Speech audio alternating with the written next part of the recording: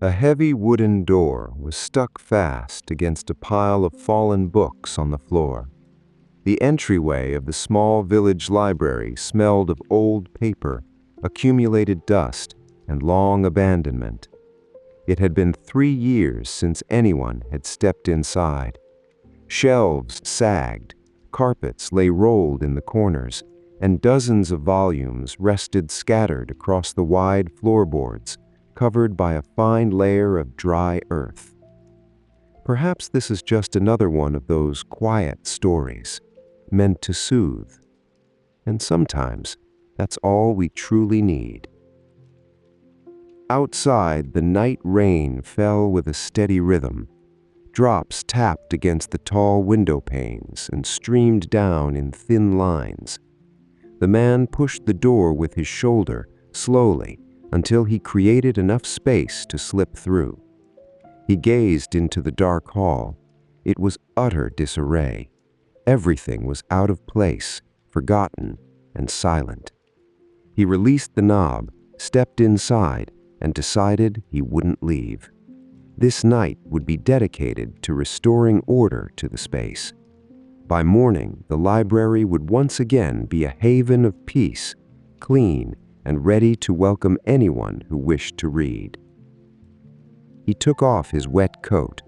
Water dripped from the hem of the dark fabric, forming a small puddle on the wooden floor. He hung the coat on an iron hook fixed to the wall, right beside the entrance. Then he wiped the soles of his boots on the coir doormat that still stubbornly remained.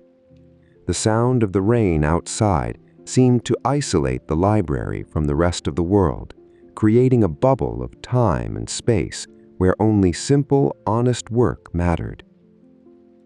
His hand fumbled along the cold brick wall until it found the light switch. He pressed the plastic button. There was a soft click. The round lamps, suspended from the ceiling by thick cords, flickered twice before fully illuminating. A warm amber glow flooded the hall. The sudden brightness revealed the true scope of the task. In the center of the hall stood a large oak table. It was covered with dry leaves that had drifted in through some crevice, along with old newspapers and upturned chairs. Along the side walls, the dark wooden bookshelves looked empty and forlorn, while most of the books formed small mountains on the floor. The air hung heavy and still. He walked to the center of the room. His footsteps sounded firm on the floorboards. He stopped beside the main table and took a deep breath. The scent of wet earth drifted in from outside, mingling with the dry aroma of aged paper. There was no rush. The night would be long, and the work would be done step by step, without skipping a single detail. He rolled up his sleeves of his flannel shirt, looked at the dirt-covered table, and began the quiet transformation. The first step was to create a clean space to work. The large oak table in the center of the library would be the foundation for everything. The man walked to a small door at the back of the library, which led to a utility closet. He opened the door. Inside, he found a soft bristled broom, a metal bucket, a bar of soap, and several white cotton cloths. He carried the broom to the table. With short, precise strokes, he began to sweep the dry leaves and remnants of old newspapers that covered the wooden surface. The sound of the bristles rasping on the wood was dry and rhythmic. He gathered all the debris at one end of the table and, with his hands, pushed it into a wicker wastebasket that lay nearby. Next, he picked up the metal bucket. There was a small sink at the back of the library. He turned on the faucet. Cold water ran forcefully, filling the bucket almost to the brim. He turned off the faucet, grabbed the bucket by its wire handle, and carried it to the table. The weight of the water demanded slow, deliberate steps. He placed the bucket on the floor. He took one of the cotton cloths and plunged it into the clean water. The cotton absorbed the liquid quickly, becoming heavy and dark. He pulled out the cloth, wrung it forcefully with both hands. The excess water fell back into the bucket with a hollow plink. He unfolded the damp cloth and spread it over the end of the oak table. With the flat of his palm pressed against the fabric, he began to clean the wood. He pushed the cloth from left to right in straight lines, following the oak's natural grain. With each pass, a strip of clean, gleaming wood emerged, revealing the furniture's deep, rich hue. The gray dust clung to the cotton. He cleaned the first half of the table, then he paused, dipped the cloth into the bucket again, rubbed it lightly with the bar of soap, and wrung it. The water in the bucket began to turn murky. He returned to the table and cleaned the second half. He scrubbed the corners, the edges, and the thick sides. The smell of dust in the air began to give way to the clean scent of plain soap and damp wood. Outside, a low, distant thunder rumbled across the sky, followed by the increased sound of rain against the roof. The man didn't look at the window. His attention was on the table. He took a second cloth, this one dry, and wiped it over the entire surface to remove any remaining moisture.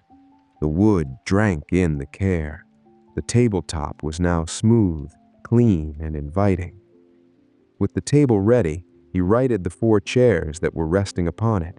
He picked up each chair by the legs, steadily swung it around in the air, and placed it on the floor.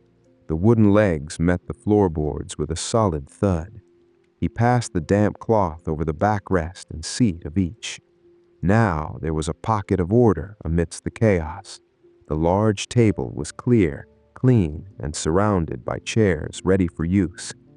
He went to the bucket, carried it back to the sink, poured the dirty water down the drain, and rinsed the metal. The first physical milestone of the night was established.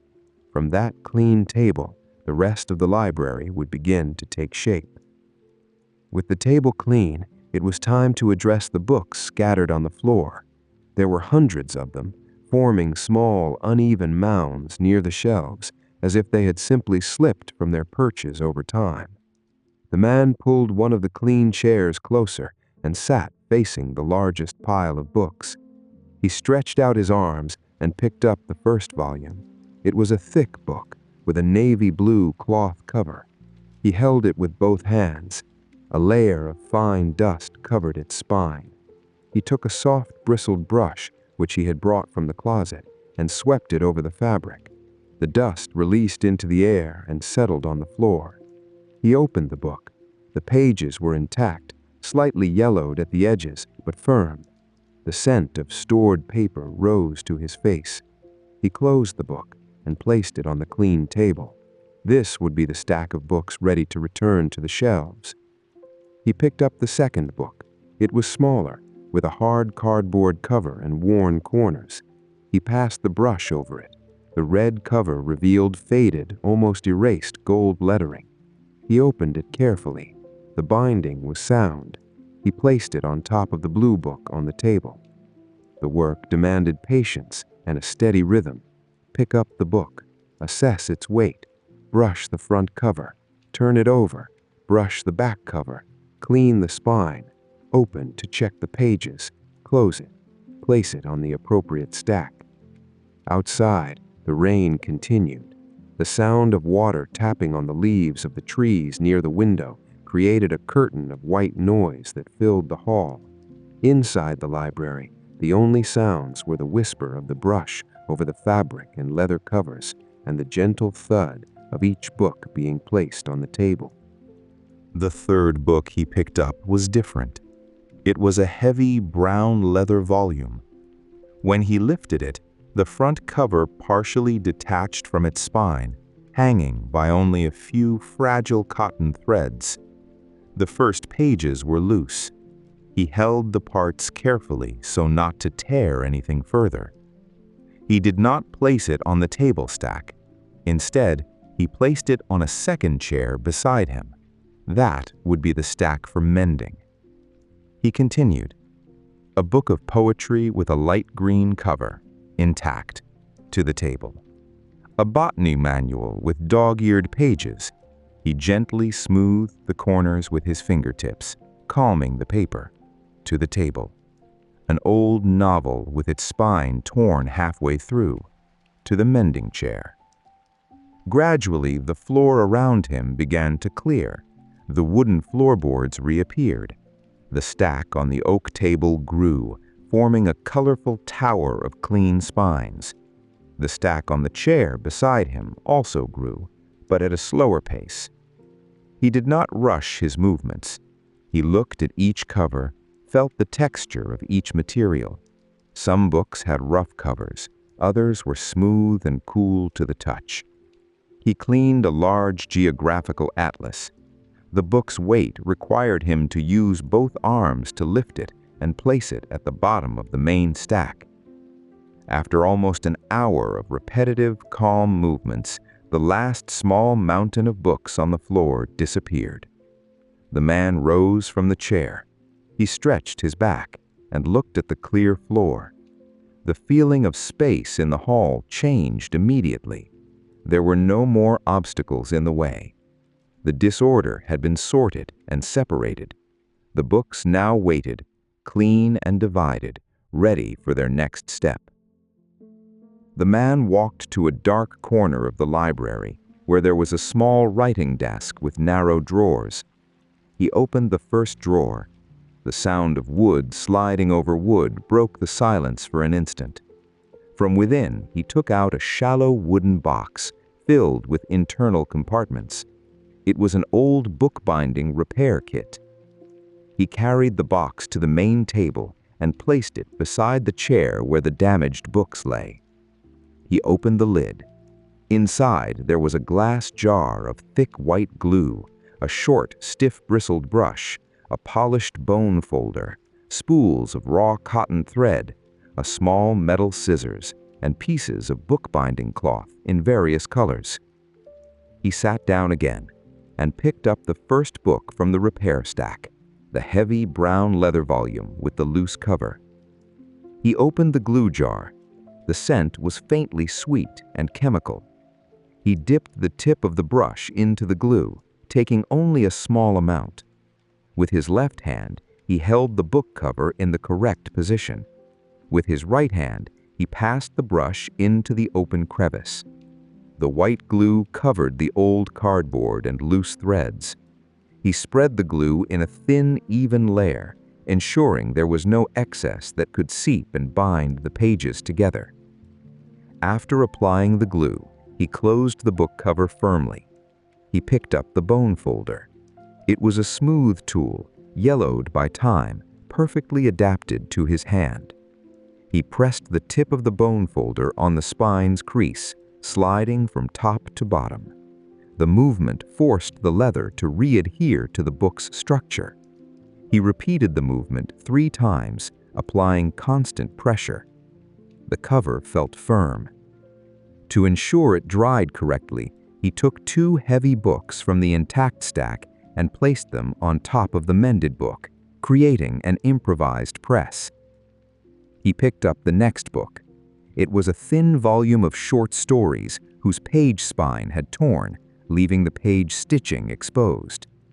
He took the metal scissors and cut a thin strip of black bookbinding cloth from the repair box. The scissors made a sharp metallic snip as the cloth cut. He measured the strip against the book's spine. The size was exact. He applied glue to the back of the black bookbinding strip. Again, he used the brush with slow movements. He aligned the strip over the torn spine and pressed it down with his fingers.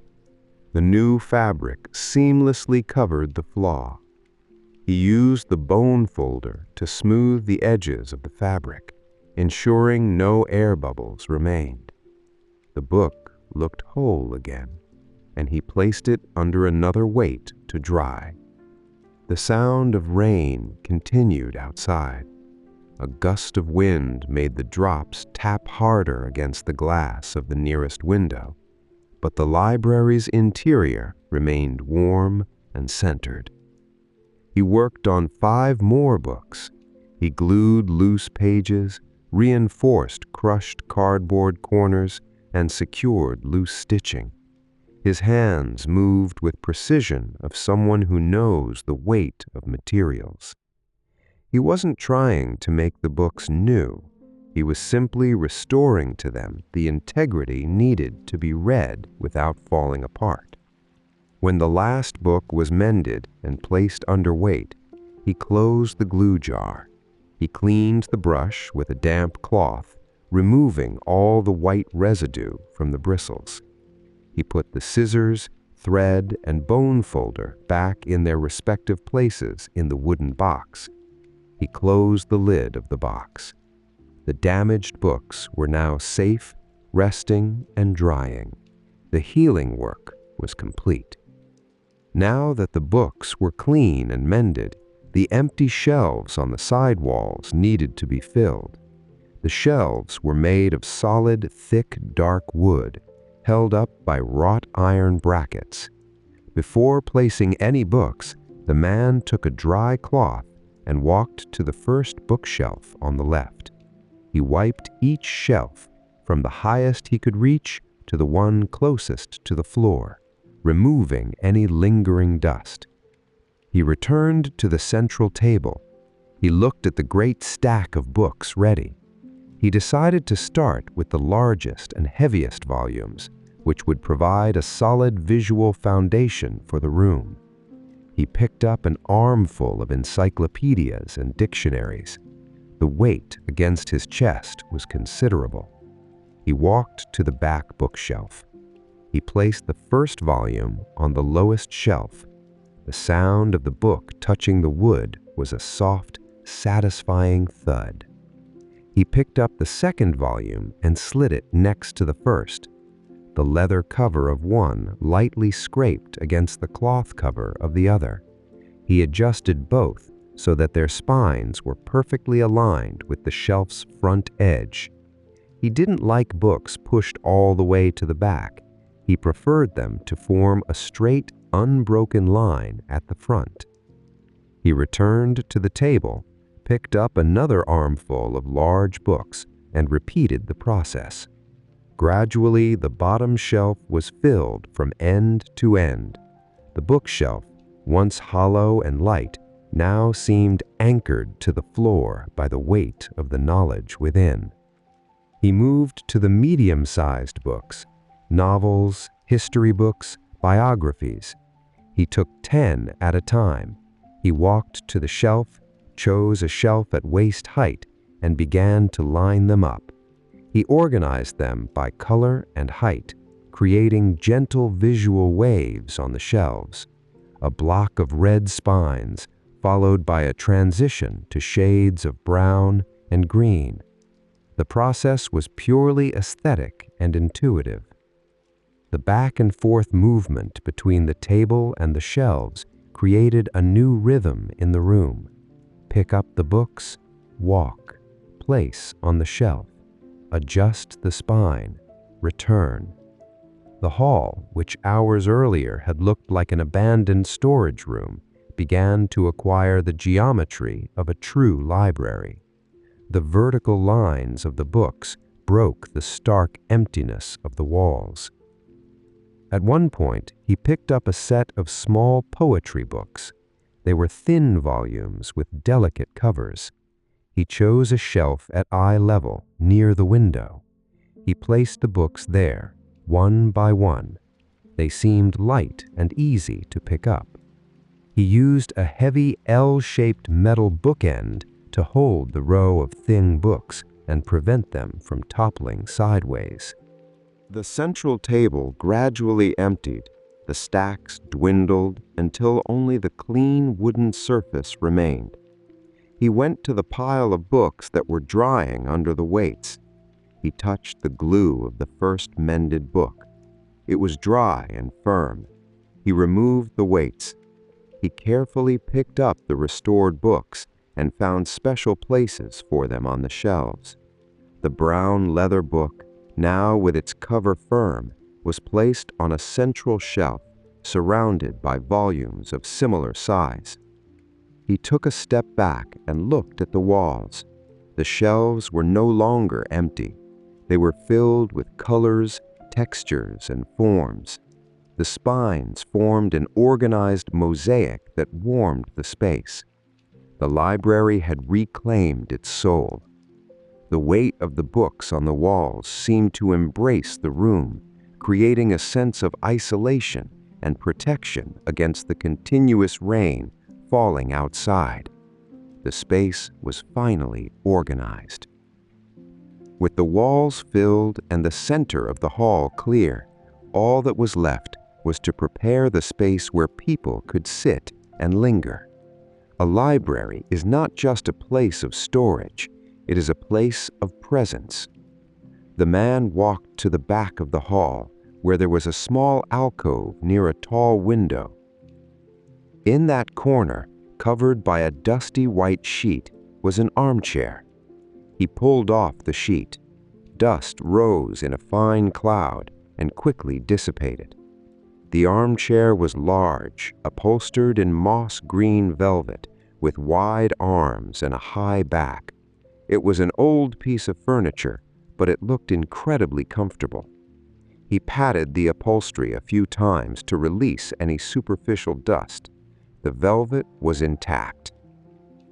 He pushed the armchair a few inches forward, angling it slightly towards the window. This way, anyone sitting there would have natural light during the day and a view of the rain at night. Beside the armchair was a rolled-up rug leaning against the wall. He picked up the rug by both sides and carried it to the center of the alcove. He unrolled it over the floorboards. It was a thick wool rug with geometric patterns in shades of wine and beige.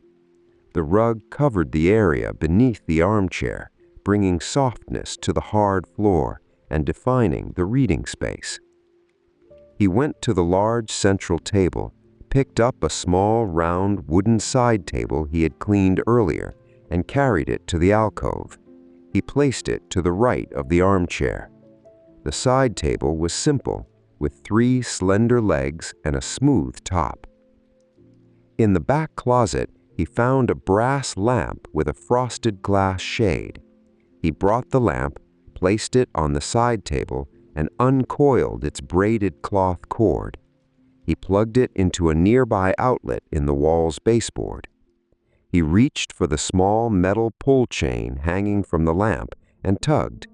A dry click sounded, and a warm, focused light illuminated the armchair and the rug. The glass shade softened the light, creating a perfect pool of light for reading without creating any distracting glare. The reading nook was almost ready, but it lacked the final touch of hospitality. The man went to the small sink at the back. There was a narrow counter. He opened an overhead cabinet and found an electric kettle, a small thermos, a white ceramic mug, and a round metal tin. He filled the kettle with clean tap water and switched it on. While the water heated, he opened the metal tin. The scent of black tea leaves and bergamot filled the small space. He took a spherical metal infuser, opened it, and placed a spoonful of dried leaves inside. He closed the infuser and put it into the ceramic mug. The kettle clicked off, indicating the water had boiled. He poured the hot water into the thermos to keep it warm.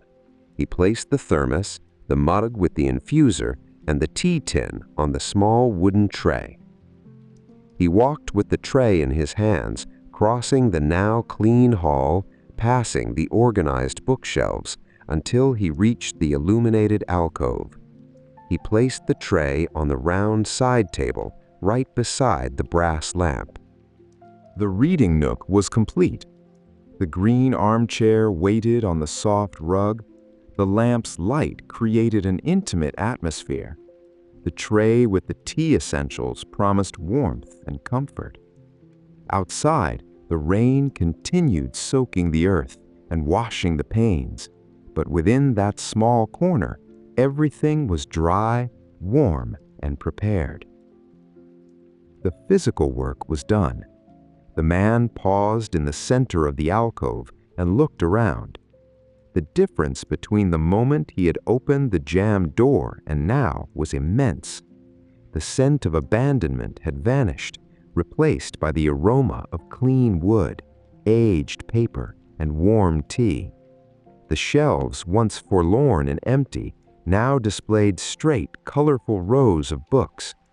The floor was clear of obstacles. The library felt alive once more.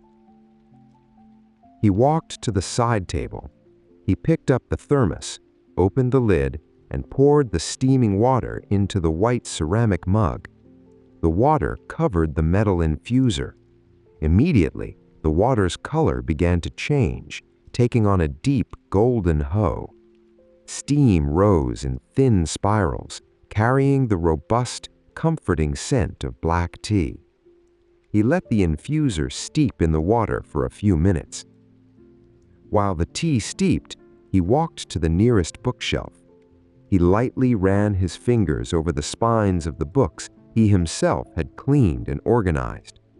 He paused before the central shelf. He chose a medium-sized book with a dark green cloth cover and silver lettering faded by time. He pulled the book out carefully, feeling its familiar weight in his hands. He returned to the alcove. He removed the infuser from the mug, tapped it gently on the rim to release excess water, and placed it on a small saucer on the tray. He picked up the mug by its warm handle. He turned and settled into the moss-green velvet armchair. The upholstery yielded softly, molding to his form. It was a firm yet inviting seat. He rested his arms on the wide armrests. He brought the mug to his lips and took a small sip. The liquid was hot, and the flavor was woody and mellow. The warmth spread through his chest, relaxing the muscles in his shoulders that had worked for hours. He placed the mug back on the side table beside the lamp. He opened the green book on his lap. The pages were thick and had a slightly porous texture. The lamp's light fell perfectly upon the paper, illuminating the black printed letters without creating any distracting glare. He began to read the first page. He was in no hurry to finish the chapter or understand the entire story. He was simply savoring the simple act of reading. The sound of a page turning was dry and crisp. With each page he turned, the sense of quiet accomplishment deepened. He had mended this space so that moments like this could exist. He lifted his eyes from the book for a moment and looked at the window beside him. The night outside remained dark. Raindrops tapped against the glass in a steady, random rhythm, like soft, distant drums. Water streamed down the transparent surface, distorting the view of the trees outside. The sound of the rain was not an interruption. It was the perfect soundtrack for the library's silence. He took another sip of tea. The atmosphere around him was in perfect balance. The tools were stored in the wooden box. The cleaning cloths were in the closet. The large oak table was clean and empty, ready for the next day. The books rested safely on their shelves. He leaned his head against the high back of the armchair, feeling the softness of the velvet against his neck. He returned his gaze to the book's pages. The world outside could continue its rain and wind. Inside, there was only order, warm light, and words printed on paper. The tea in the ceramic mug came to an end. He swallowed the final lukewarm sip and placed the empty mug back on the wooden tray. He read the end of the paragraph he was on, memorized the page number, and closed the green book with a gentle motion. The sound of the cover meeting the pages was a soft, definitive thud. He placed the book on the side table, perfectly aligned with the edge. He rose from the armchair. His body was tired, but it was the good kind of tired, the satisfying ache that comes from useful, completed work. He walked slowly to the library's entrance. His footsteps over the rug and then the wooden floorboards echoed softly in the quiet hall. He stopped near the entrance door. He looked at the switch on the brick wall. With a simple touch, he turned off the round ceiling lamps. The main hall plunged into darkness. The large oak table, the chairs, and the shelves filled with books disappeared into the darkness. The only light remaining in the entire space was the warm amber glow of the brass lamp deep in the hall. The light illuminated only the green armchair, the wool rug, and the small side table with the book resting upon it. The rest of the library was at peace. The sound of the rain seemed more present now that the main light had been extinguished. The constant rhythm of water on the windows and roof filled the air, creating a continuous protective layer of sound. The library smelled of clean wood, stored paper, and a faint trace of black tea. Everything was in its place. There was nothing left to mend, sweep, or organize. The disorder had been transformed into peace. The man took his coat from the hook on the wall. He put on the dry garment, opened the heavy wooden door, which now swung open without resistance, and stepped out into the damp night. He closed the door behind him with a soft click. The small village library was left behind, silent, clean, and waiting in quiet peace.